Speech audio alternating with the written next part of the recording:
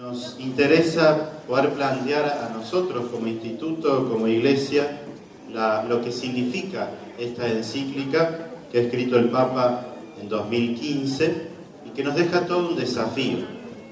Algunos me cargan y dicen, ¿otra vez vas a hablar de Laudato Si? Sí, soy un apasionado de Laudato Si. Para mí significó en mi propio recorrido intelectual y pastoral todo un cambio. Y lamentablemente, digo lamentablemente porque se ve en lo cotidiano, como iglesia todavía no hemos asumido, como otras cosas, los planteos del Papa en esta encíclica. El mundo la reconoce, el mundo la lee, el mundo la propone. Cuando digo mundo, no de un modo despectivo, por supuesto, sino, por ejemplo, en Francia, el año pasado, fue uno de los textos más leídos por su dirigencia. Francia, país que viene del racionalismo, que muchas veces su clase política es anticlerical y sin embargo valorando la propuesta de un papa. El otro día fui a una conferencia sobre soberanía alimentaria de un abogado experto en estas temáticas venido de la UBA y yo fui con el Laudato Si para ver qué podía aportar, aprender, anotar.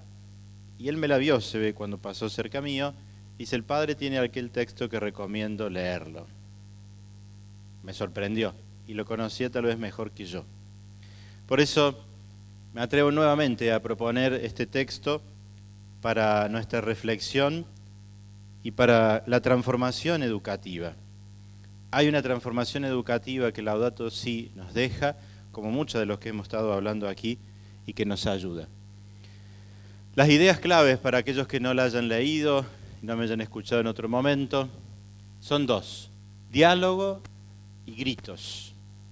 Diálogo porque el Papa invita desde el inicio. Los citas LS significa Laudato Si y el punto, como todo documento de la Iglesia, el número.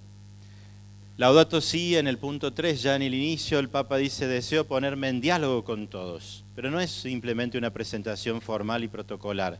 Toda la encíclica es un ejercicio de diálogo, como tal vez nunca un Papa en sus escritos ha profundizado. Diálogo con distintos saberes, diálogos con actores, algo lo vamos a ver, diálogo con fuentes lejanas al magisterio o fuera del magisterio, diálogo con la literatura, con la poesía, textos, el 22, 23, siempre me olvido, que parece un libro de ciencia. Y en esta profunda conjunción de que estamos ante una crisis ecosocial. Los dos términos, ecosocial, son importantes. El grito de la tierra, y como decía José, el grito de los más pobres, el grito de los más vulnerables. Porque detrás de cualquier catástrofe ecológica, ambiental, los primeros que sufrirán y que sufren son los más pobres. Detrás de cualquier daño a la naturaleza hay un daño particular a los más humildes.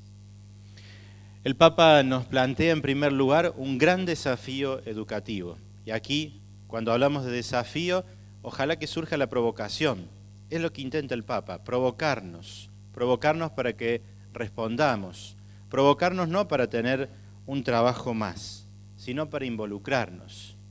Me ha dado pie José, si mañana o esta tarde explotara una central y todo lo que pasa más allá de esa catástrofe, ¿no nos involucra a todos?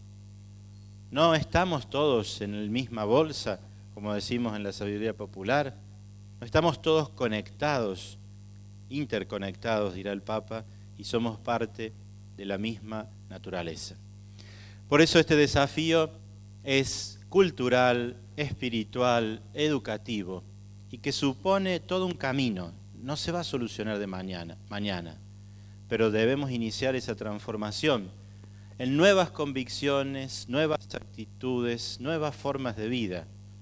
Ya desde la propuesta el Papa nos dice, no bastan los conocimientos, no basta solo quedarnos en un aspecto de la persona. Por eso, las convicciones, actitudes y formas de vida son esenciales. Y allí la primera pregunta, nuestros centros educativos, nuestras escuelas, colegios, institutos, propuestas, son reproductores o transformadores del sistema social. Porque ¿a qué se juega mucho? Nosotros con lo que enseñamos, ¿ayudamos a justificar lo que está pasando o lo queremos cambiar? Porque a veces podemos sin querer seguir ahondando en los problemas. Me baso en algunos pensadores que después mencionaré sobre la propuesta de ecosocial, y precisamente como decía al inicio, son palabras que usé ayer para dar la bienvenida a este congreso.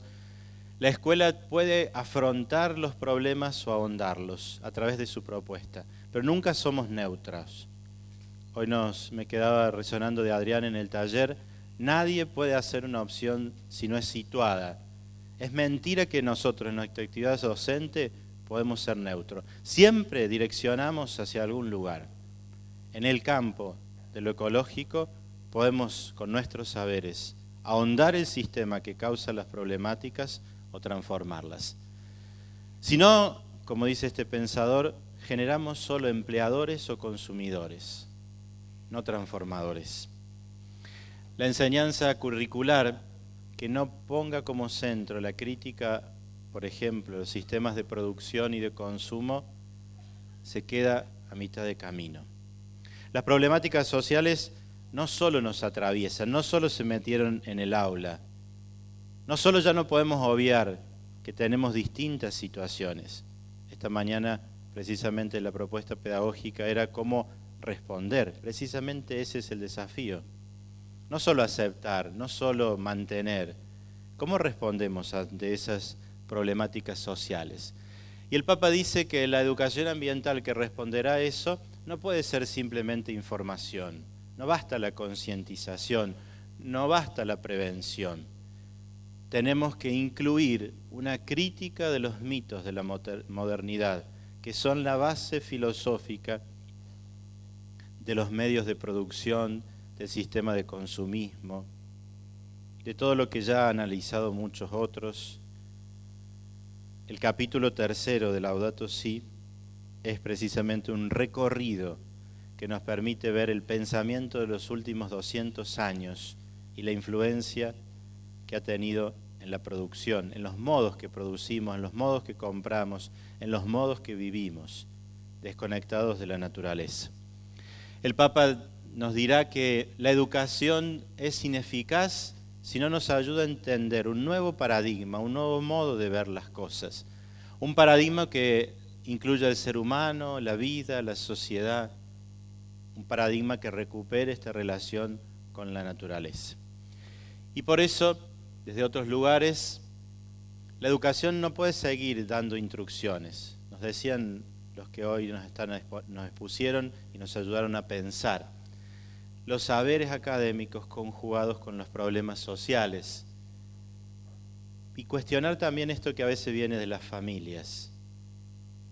La escuela o la educación no es solo para asegurar el triunfo económico o el prestigio. La famosa educación para la salida laboral. ¿Es válida? Sí. Pero cuando la educación solo se queda allí, estamos justificando el sistema.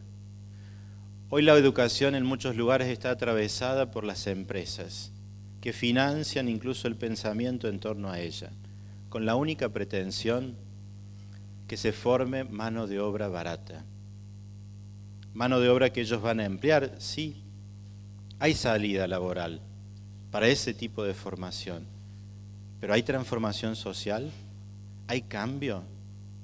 ¿O solo le estamos dando al sistema lo que el sistema necesita para seguir manteniéndose y particularmente para mantener solo a algunos? A veces hemos caído, sobre todo en nuestras propuestas en esta educación que solo busca mantener el sistema que está. Por lo tanto, el desafío, en segundo lugar, es generar una revolución cultural. Una revolución cultural que, en primer lugar, nos permita, como dice el Papa, como si fuera un gran programa, una mirada distinta, un pensamiento, una política, un programa educativo, un estilo de vida, una espiritualidad. Desde distintos ángulos debemos llegar a este cambio cultural. Cambio cultural que, como hemos estado recién mencionando y recordando, parte en primer lugar de ampliar los saberes. ¿Desde dónde vienen? Es falso. Ya no podemos sostener que las ciencias empíricas nos explican toda la realidad. Y sin embargo, ¿cuánto nos cuesta proponer algo que no es científico? Y pareciera que cuando se nos pone la palabra científico es algo incuestionable, que no podemos refutarlo, lo cual a veces supone también el desprecio a otros lenguajes. Y no me refiero solo al lenguaje religioso, como decíamos, el lenguaje de la sensibilidad estética, de la poesía, percibir el sentido de las cosas. Pensemos, no soy experto en programas educativos, pero ¿cuánto se ha ido sacando de la currícula la formación en el arte, en la música, en la educación física? Pueden cambiar los términos, para incluir solo saberes técnicos. No estoy en contra de la técnica, soy un técnico de la industria de la alimentación. Y no porque me alimente bien, sino porque fui a un colegio industrial y agradezco profundamente esa formación técnica, pero no me puede explicarlo todo y no me puede reducir la mirada a la realidad a eso. Por eso necesitamos reaccionar. La propuesta de este Congreso es precisamente educamos para transformar la realidad, sabiendo que es un ámbito. Hoy Mauricio nos decía, la realidad no solo transforma, hay muchos factores, coincido. Los lemas a veces tienen eso de movilizante, pero no explican todo. Pero sí asumir, traigo ahí una cita de uno de los pensadores, tenemos que hacernos conscientes de una vez por todas que lo que enseñamos es una opción política, es una opción ideológica.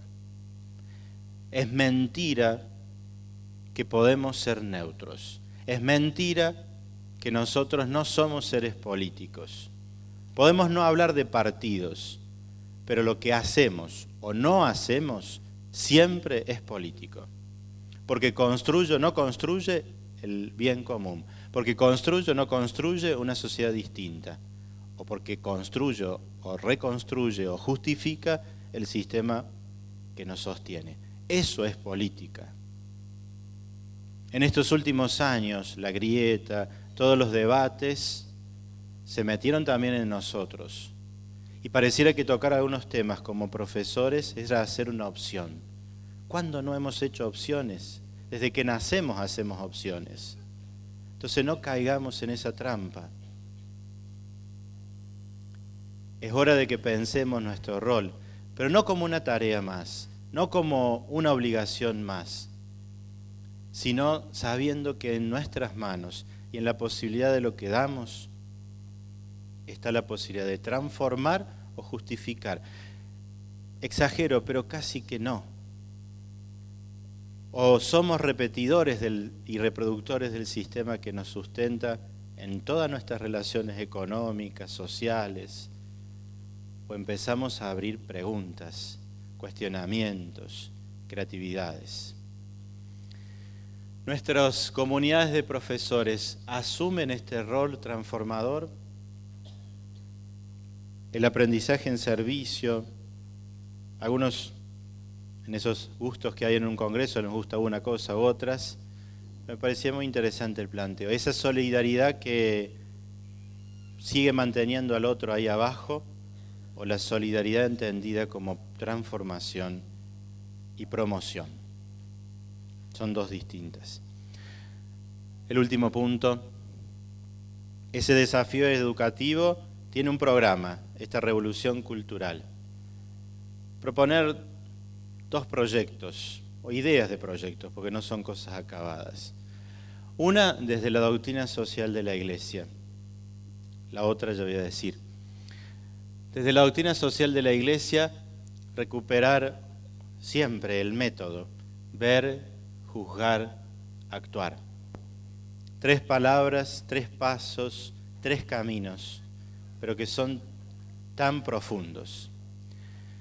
Un ver en 3 conceptos, voy a definir este proceso educativo. 3 conceptos que están en Laudato Si: la cultura del descarte, la ecología integral y la conversión ecológica, que nos permiten abrir los ojos a la realidad, entrar al corazón de la propuesta del Papa y poner las manos en acción. Algunos power los recupero de clase, acá están repitiendo algunas alumnas del año pasado. Han estudiado muy bien.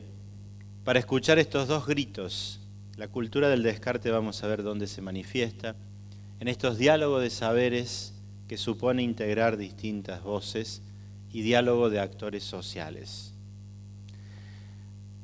La cultura del descarte aparece sobre todo detallada en el primer capítulo de Laudato Si y con una fuerte intención, que recién decíamos, no solo poder ver cómo afecta al medio ambiente, sino que termina afectando a las personas, nos termina afectando. Esta cultura del descarte, que por ejemplo se visualiza en las diversas formas de contaminación, pero que también la tenemos que visualizar cuando hablamos de los problemas laborales de las innovaciones tecnológicas, la fragmentación social, la agresividad social, el crecimiento de la violencia. Allí también hay ecología, porque la ecología es las relaciones de una persona con su medio. Y esos problemas son sociales y atraviesan nuestras relaciones. Podemos preocuparnos de los residuos, pero también tenemos que ver por qué producimos tantos residuos. ¿Por qué somos una sociedad que constantemente descarta? Descartamos todo. Hoy nos hablaban de la obsolescencia de los productos. Está programado. Y eso tiene sus bases en un antropocentrismo moderno.